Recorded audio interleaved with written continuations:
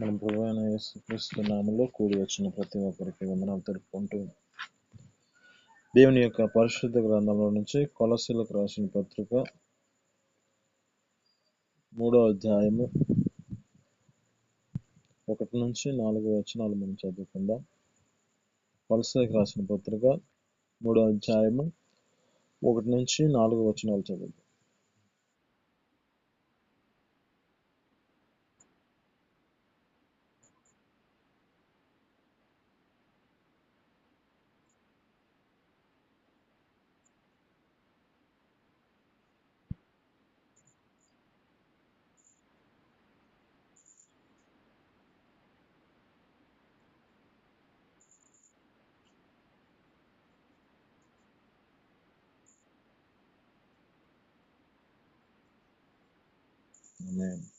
జ్ఞాపకం చేసుకుంటే లేఖనాలు బట్టి చదువుతున్న మాటలో, మీరు క్రీస్తుతో లేపబడిన వారైతే పైనున్న వాటినే వెతకండి, అక్కడ క్రీస్తు దేవుని కుడి పార్శ్వమున కూర్చొని ఉన్నాడు అని లేఖనాలు సెలవిస్తాడు. అంటే మన జీవితాల్లో క్రీస్తుతో కూడా లేపబడిన వారమైతే, లోకంలో మన జీవితాల్లో పాప విషయమై చనిపోయి నీతి విషయంలో మనం ఏ విధంగా లేపబడుతూ ఉన్నామో ఇక్కడ అంటున్న మాటలో జ్ఞాపకం చేసుకుంటే, క్రీస్తుతో మనము లేపబడిన వారమైతే పైనున్న వాటినే వెతకండి. ఇక్కడ లేఖనాలు బట్టి చదువుతున్న మాటలో ప్రభువైన యేసు క్రీస్తు ఎక్కడ కూర్చున్నాడంటే తన దేవుని కుడి పార్శ్వమున కూర్చున్నాడని చెబుతుంది. అందుకే కదా ప్రకటన గ్రంథం 3వ అధ్యాయం 21వ వచనంలో, నేను జయించి ఆ తండ్రి యొక్క సింహాసనం మందు కూర్చున్న ప్రకారమును జయించిన ప్రతి వాడిని ఆయన సింహాసనం మందు కూర్చొని ఒక మాట ఉంది కదా. అంటే ప్రభువైన యేసుక్రీస్తు ఎక్కడ కూర్చున్నాడంటే ఆయన కుడి పార్శ్వము కూర్చొని ఉన్నాడు. పైన వాటినే మనల్ని ఎతకమంటున్నాడు. ఇక్కడ పైనున్న వాటిని మీదనే గాని భూ సంబంధమైన వాటి మీద మనసు పెట్టకొనుకుడి అంటుంది. అంటే మనిషి యొక్క జీవితంలో వేటి మీద ఎక్కువ మనసు పెడుతూ ఉంటారు అంటే ఈ భూ సంబంధమైన వాటి మీద మనసు పెడుతూ ఉన్నారు కనుకనే లేఖనాలు బట్టి చదువుతున్నమాట, పైనున్న వాటి మీదే మీరు మనసు పెట్టండి. ఒకసారి జ్ఞాపకం చేసుకుంటే పైనున్న జ్ఞానం ఏం చేస్తుందో మనుషులను, భూ సంబంధమైన జ్ఞానం ఏం చేస్తుందో మనం జ్ఞాపకం చేసుకుంటే, యాకోబు రాసిన పత్రిక 3వ అధ్యాయము 15వ వచనం కాడ అంటుంది మాట. అక్కడ మనం జ్ఞాపకం చేసుకుంటే లేఖనాలు బట్టి చదువుతున్న మాటలో, ఈ జ్ఞానము పైనుండి దిగివచ్చినది కాక భూ సంబంధమైనది, ప్రకృతి సంబంధమైనది, దెయ్యముల వంటి జ్ఞానమదై ఉన్నది అంట. ఏలి అనగా మత్సరము వివాదము ఎక్కడ ఉండునో అక్కడ అల్లరియు ప్రతి నీచ కార్యము ఉండును అంటుంది. అంటే ఇక్కడ జ్ఞాపకం చేసుకుంటే ఈ భూ సంబంధమైనవన్నీ ఏం చేస్తున్నాయి అంటే, ఈ భూ సంబంధమైనవన్నీ ప్రకృతి సంబంధముగా ఉన్నాయి కనుక ఇది మనుషుల యొక్క జీవితాలలో దెయ్యముల వంటి జ్ఞానం అంటుంది. ఇది లోకములో ఉన్న దెయ్యముల వంటి జ్ఞానము. ఈ జ్ఞానం ఎవరు ఉపయోగించారు జ్ఞాపకం చేసుకుంటే, ఇశ్రాయేలు ప్రజల మీదుగా రాజుగా అభిషేకించబడి ఇశ్రాయేలు ప్రజల మీదుగా రాజుగా ఆ యొక్క వ్యక్తి కొనసాగించబడుతున్న రాజు అయిన దావీదు గారు యొక్క జీవితం జ్ఞాపకం చేస్తున్నాను. ఈ యొక్క లేఖనాలు బట్టి చూస్తున్న మాటలో జ్ఞాపకం చేసుకుంటే ఇతని యొక్క స్థితి జ్ఞాపకం చేసుకుంటే, ఒకనాఒక దినాన యుద్ధ సమాచారం జరుగుతుంది. యుద్ధానికి సిద్ధమై వెళ్ళవలసిన స్థితి అది.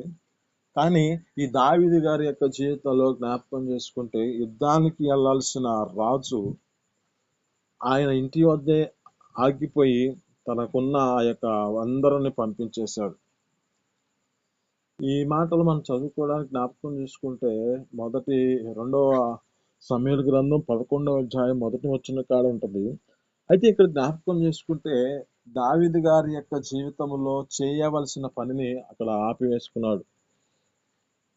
ఇతని జీవితంలో జ్ఞాపకం చేసుకుంటే అతడు అనుకోకుండా పైకి వెళ్ళి, అంటే ఒక మిద్దె మీదకి ఎక్కి తన స్థితిని బట్టి కానరాని దృశ్యాన్ని చూసి తను చూడకూడని ఒక దృశ్యాన్ని చూసి తన జీవితంలో జ్ఞాపకం చేసుకుంటే దానిని ఆశ కలిగి ఆశ చేత తనను అది సంతోషపరుచుకోవాలని తన హృదయంలో అనుకొని దానిని తీసుకొచ్చుకొని తన జీవితంలో ఆస్వాదించాడు.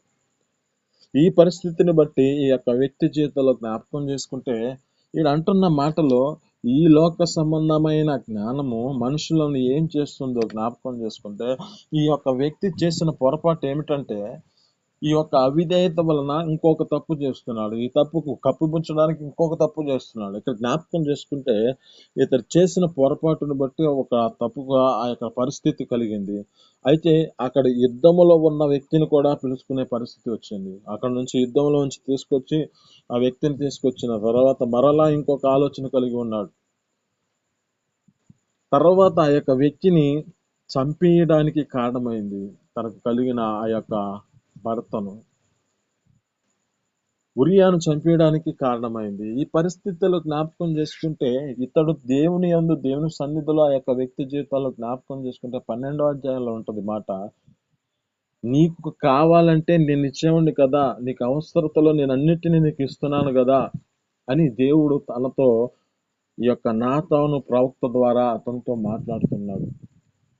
అంటే దేవుని యొక్క ఉద్దేశంలో ఉంటే దేవుడు సర్వము ఆ యొక్క వ్యక్తికి అనుగ్రహించేవాడు.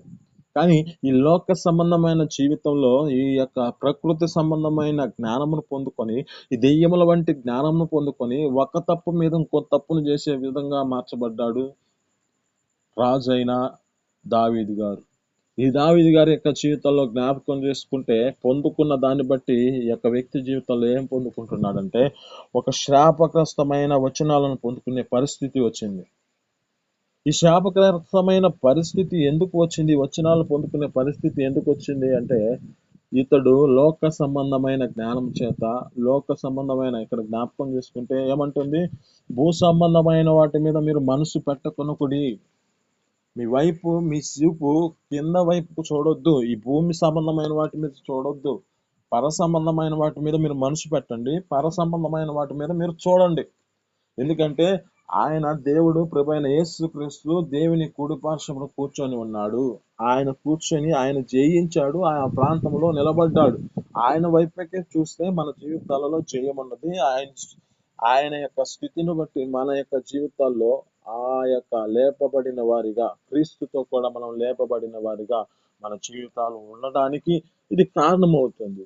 ఈ లోక సంబంధమైన వాటి మీద మనం మనస్సు పెడితే ఏ విధంగా ప్రభువైన యేసుక్రీస్తు ఒక భూమి మీద తన జీవితంలో ఆ భూమి మీద ఒకసారి ఆ యొక్క వ్యక్తి ఆ సముద్రంలో నడిచినప్పుడు పేతురు గారు ఆ యొక్క వ్యక్తిని చూసి ఏ విధంగా నడిపించబడ్డాడో నడిపించబడినంత బాగానే నడిపించబడ్డాడు.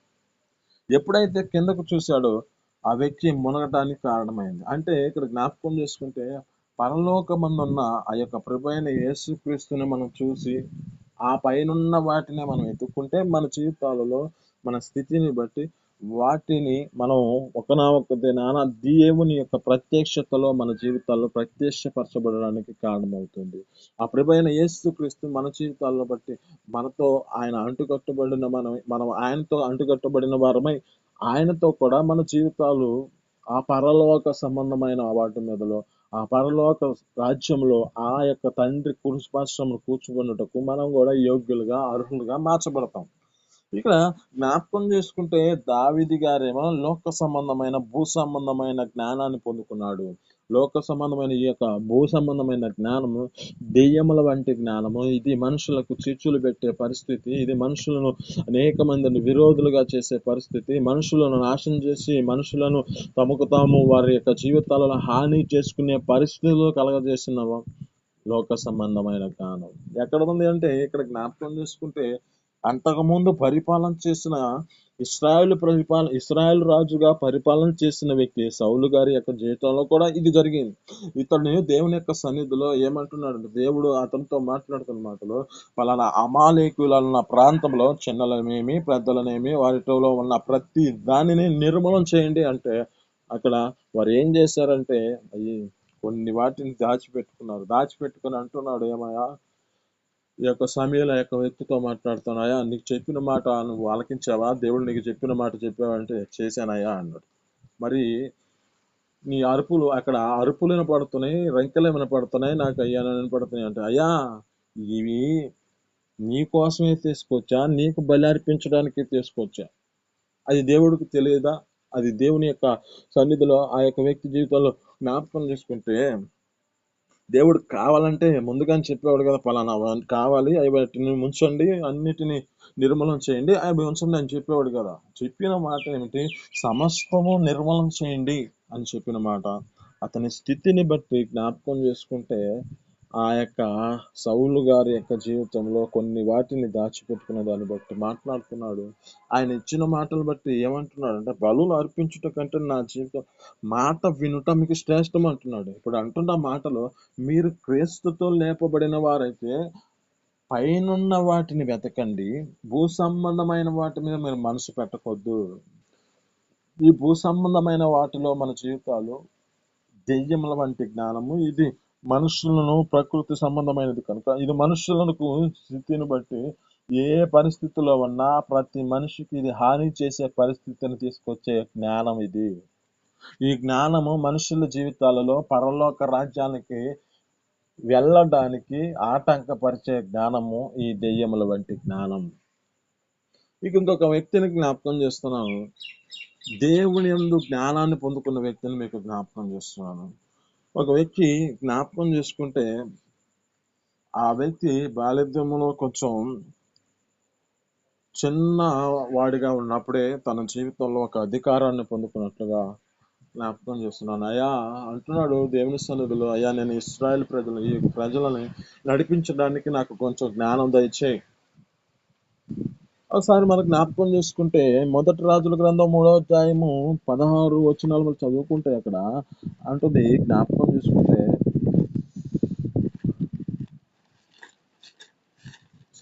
ఈ యొక్క రాజు సొలొమోను రాజు గారిని జ్ఞాపకం చేసుకుంటే, 3వ అధ్యాయం 16 వచనంలో ఉన్న మాట,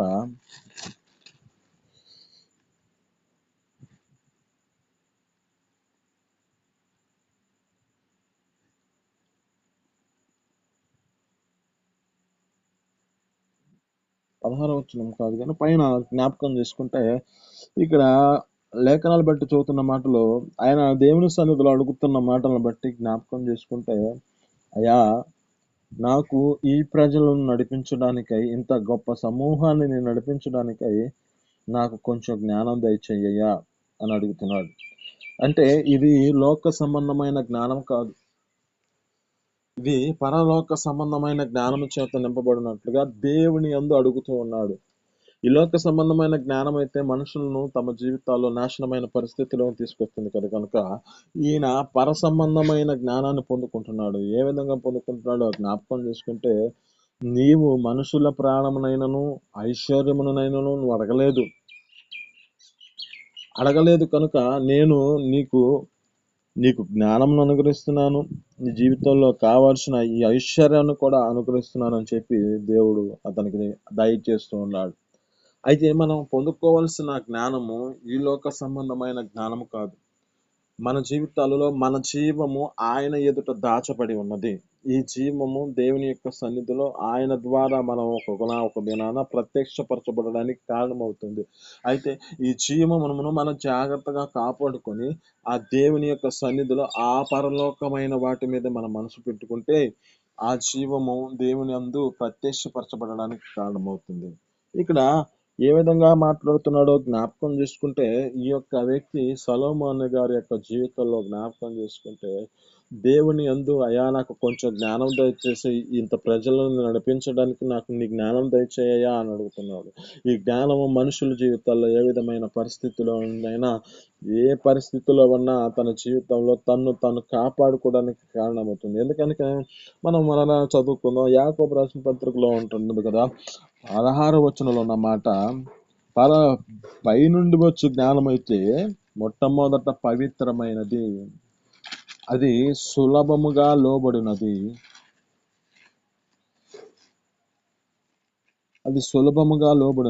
అది మృదువైనది,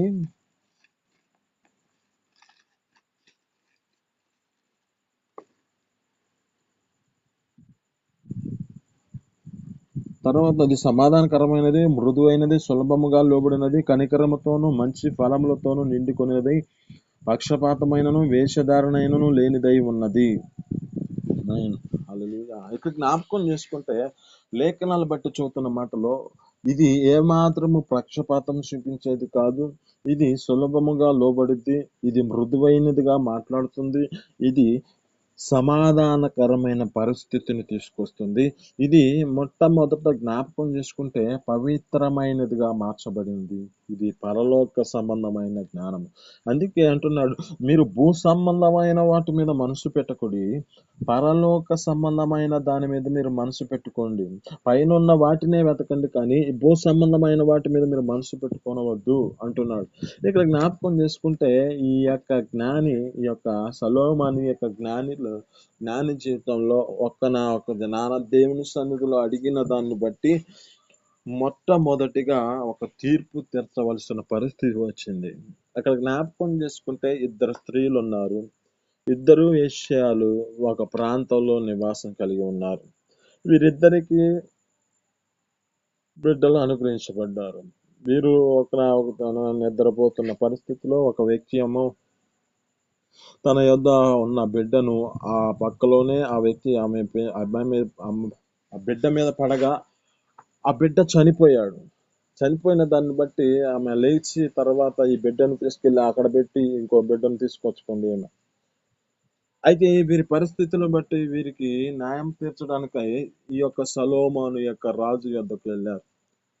ఈ పరిస్థితిని బట్టి వారు వాదనలు చేసుకుంటూ ఉన్న పరిస్థితి ఇది. వారు నాదంటే నాది, నాదంటే నాది అనుకుంటూ ఉన్నారు. వారు మాట్లాడుతున్న మాటలో ఎవరికి ఏది న్యాయం తీర్చడానికి అనుకూలమైన పరిస్థితి లేదు. ఇక అది ఆ జ్ఞానంలో జ్ఞాపకం చేసుకుంటే పైనుండి వచ్చిన జ్ఞానము కనుక, ఆ యొక్క వ్యక్తి జీవితంలో దేవుని యొద్ద నుంచి పొందుకున్న జ్ఞానము కనుక, ఈ వ్యక్తిని జ్ఞాపకం చేసుకుంటే అక్కడ ఒక తీర్పు తీర్చిన తీర్పు ఆ ప్రజలందరూ భయపడే పరిస్థితిలోనికి వచ్చి ఇది దైవ జ్ఞానమే కానీ ఇక వేరే ఒకటి కాదని వారు భయపడిన పరిస్థితి కనబడుతుంది అక్కడ. జ్ఞాపకం చేసుకుంటే ఈయన దయచేసి అక్కడ వాళ్ళు అనుకుంటున్నారు, వీళ్ళ బిడ్డలను నా బిడ్డ నా బిడ్డ అనుకుంటూ ఉన్నారు. బ్రతికిన బిడ్డ నా బిడ్డే నా బిడ్డే అనుకుంటూ ఉన్నారు. అయితే ఈ సొలొమోను గారు ఒక ఖడ్గం తీసుకొచ్చి వీరికి ఉన్న ఈ యొక్క బతికున్న యొక్క బిడ్డని సగభాగం ఒక వ్యక్తికి, సగభాగం ఇంకొక వ్యక్తికి ఇయ్యమని చెబుతూ ఉన్నప్పుడు, ఎప్పుడైతే తన బిడ్డ, బ్రతికిన బిడ్డ తల్లి అనుకుంటుంది, తరుక్కుపోయింది ఆ యొక్క పేరు తన స్థితిని బట్టి. ఎందుకంటే ఆమె పెంచుకున్న పెంపకం బట్టి తను తరుక్కుపోయి పరిస్థితి ఎక్కడొకట్లే ఆ బిడ్డే బతికుంటాడులే అని ఆమె అంటుంది. ఏమనంటుందంటే, అయ్యా ఆ బిడ్డను నాకు దయచేయపోయినా బాధలేదు, ఆమెకి ఇచ్చేయండి అయ్యా అని చెప్పి అంటుంది. కానీ ఇంకొక ఆమెన ఈ చనిపోయిన తన బిడ్డను చంపుకున్న బిడ్డ తల్లేమో, అయ్యా కాదయ్యా, అది 2 ముక్కలు చేసి చెరో భాగం ఇచ్చేసేయండి అని చెబుతుంది. అక్కడ జ్ఞానము, దేవుని యొక్క జ్ఞానము చేత ఆ వ్యక్తి అది యొక్క సమాధానకరమైన స్థితిలో ఎవరు ఏదే పరిస్థితి ఉన్నదో గ్రహించిన వాడు. ఎందుకంటే దేవుని ఆత్మను పూర్వకముగా, దేవుని జ్ఞానపూర్వకముగా ఆ వ్యక్తి తెలుసుకున్నాడు కనుక అక్కడ న్యాయము తీర్చడానికి దేవుడు అవకాశం ఇచ్చాడు. అక్కడ జ్ఞాపకం చేసుకుంటే ఈ కన్న బిడ్డను సొలొమోను గ్రహించి ఈ బిడ్డ ఆ యొక్క తల్లి బిడ్డే కనుక ఆమెకి ఇచ్చేసేయని చెప్పి ఆమెకి ఇచ్చేసారు. అప్పుడు దాన్ని జ్ఞాపకం చేసుకుంటే ఇక్కడ చివరి వచనంలో ఉంటది, మొదటి రాజుల గ్రంథం 3వ అధ్యాయము 28వ వచనం చదువుకుంటే, అంతటా ఇశ్రాయేలీయులందరూ రాజు తీర్చిన తీర్పును గూర్చి విని న్యాయము విచారించుటయందు రాజు దైవ జ్ఞానము నొందినవాడని గ్రహించి అతనికి భయపడిరి. ఆమేన్. ఈ జ్ఞానం ఎక్కడది? దైవ జ్ఞానము పొందుకున్నాడంట. పరలోకము నుంచి దేవుని యొద్ద పొందుకున్న ఆ జ్ఞానము కనుకనే అతని స్థితిని బట్టి న్యాయము తీర్చినప్పుడు ఆ ప్రజలందరి యొక్క జీవితాల్లో కూడా ఈ జ్ఞానము, రాజు తీర్చిన తీర్పుకి ఇది దైవ జ్ఞానమే అని గ్రహించిన వారే ఆయనకి భయపడిరి. అంటే వీరు భయపడుటకు కారణం ఏమిటంటే పరలోక సంబంధమైన జ్ఞానము మనుషుల జీవితాలలో ఒక పవిత్రమైనది కనుక ఆ మనుషులను చూసిన వారి జీవితాలలో వీరు లోక సంబంధములు కనుక వారి స్థితిని బట్టి భయపడిన పరిస్థితులు కనబడుతున్నాయి. అయితే ఇక్కడ జ్ఞాపకం చేసుకుంటే ఒకటి మనం జీవితంలో పరలోక సంబంధమైనదే మనం మనసు పెట్టుకోవాలి. భూ సంబంధమైన వాటి మీద మనసు పెట్టుకుంటే ఇది దెయ్యముల వంటి జ్ఞానము, మనుషులను హతము చేసి మనుషులను మోసపరిచే జ్ఞానం ఇది. మనుషుల యొక్క జీవితాలలో గొడవలను అన్నిటిని తీసుకొచ్చే పరిస్థితులను తీసుకొచ్చే జ్ఞానం ఇది. అదే పరలోక సంబంధమైన జ్ఞానం అయితే మనుషులను భయపెట్టి కరెక్ట్గా వాళ్ళ జీవితాలలో పొందుకోవాల్సిన జ్ఞానము కలిగిన దానిగా మార్చబడటకు కారణమవుతుంది. ఇక్కడ సొలొమోను యొక్క జీవితంలో జ్ఞాపకం చేసుకుంటే మంచి సాక్ష్యం, దైవ జ్ఞానమును పొందుకున్న వ్యక్తిగా మార్చబడ్డాడని వారు గ్రహించారు. ఈ జ్ఞానము దేవుడిచ్చిన జ్ఞానము కనుక ఇక్కడ జ్ఞాపకం చేసుకుంటే ఏమంటుంది ఒకసాట, యెహోవా ఇచ్చిన జ్ఞానము జ్ఞాపకం చేసుకుంటే యెషయా గ్రంథం అనుకుంటా 11వ అధ్యాయంలో ఈ మాట చదువుకొని వచ్చిన యెషయా గ్రంథం 11వ అధ్యాయం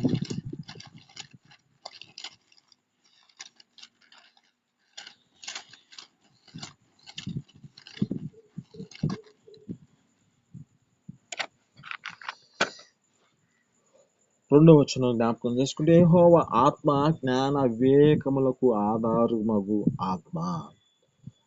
మన జీవితాల్లో ఉండాల్సిన దేవుని యొక్క ఆత్మ ఉంటే ఇది మన జీవితాల్లో ఈ జ్ఞాన వివేకములను మన ఆధారమైన ఆత్మగా మార్చబడుతుంది. ఆలోచన బలములకు ఆధారమగు ఆత్మ, తెలివిను యెహోవా ఎడల భయభక్తులు పుట్టించు ఆత్మ అతని మీద నిలుచును. ఇక్కడ జ్ఞాపకం చేసుకుంటే యెహోవా ఆత్మ మన జీవితాలలో జ్ఞానమును దయచేస్తుంది. యెహోవా ఆత్మ మన జీవితాలలో వివేచన దయచేస్తుంది. యెహోవా ఆత్మ మన జీవితాల్లో ఆలోచనకు బలములకు ఆధారమైన ఆత్మ. ఆ యొక్క సొలొమోను యొక్క జీవితంలో ఆలోచనలకు ఆధారమైన ఆత్మ ఇది దేవుని యొక్క జ్ఞానము కనుక మనం పర సంబంధమైన వాటి మీదే మనసు పెడదాం, భూ సంబంధమైన వాటి మీద మనసు పెట్టకుండా మన జీవితాల్లో జీవించును గాక. ఈ మాటలు మీ వినికిడిలో దీవించును గాక.